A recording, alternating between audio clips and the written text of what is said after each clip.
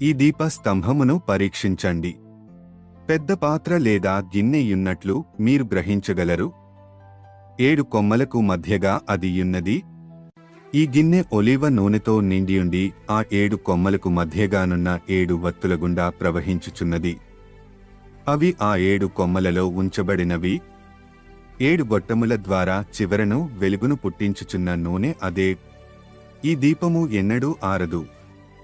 యాజకులు ఆ గిన్నెలోనికి ఆపకుండా నూనెను పోయిచునేయున్నారు. ఒక ప్రత్యేకమగు విధానములో ఆ దీపము వెలిగించబడినది. మొదటగా యాజకుడు పవిత్రమగు బలిపీఠములో నుండి అగ్నిని తీయును. అది ముందు దేవుని యొక్క అగ్ని వలన వెలిగించబడినది. ముందుగా ఆయనే వెలిగించెను. ఆ పాత్రకు పై భాగమున ఆ దీపము ఉన్నది. మొదటి దీపము యొక్క మంట నుండి ఆ తరువాత రెండవ దీపము వెలిగించబడెను. రెండవ దీపము యొక్క మంట ద్వారా మూడవ దీపము వెలిగించబడెను.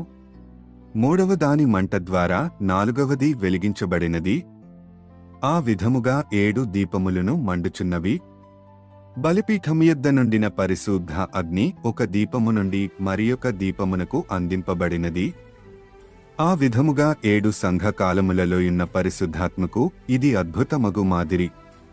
పెంతెకోస్తు యొక్క అసలు కుమ్మరింపు ఈ 7 సంఘకాలములలోను కొనసాగి వచ్చుచునేయున్నది. కరుణాపీఠము మీద ఉండిన యేసు యొద్ద నుండి ప్రత్యక్షముగా అది వచ్చియున్నది.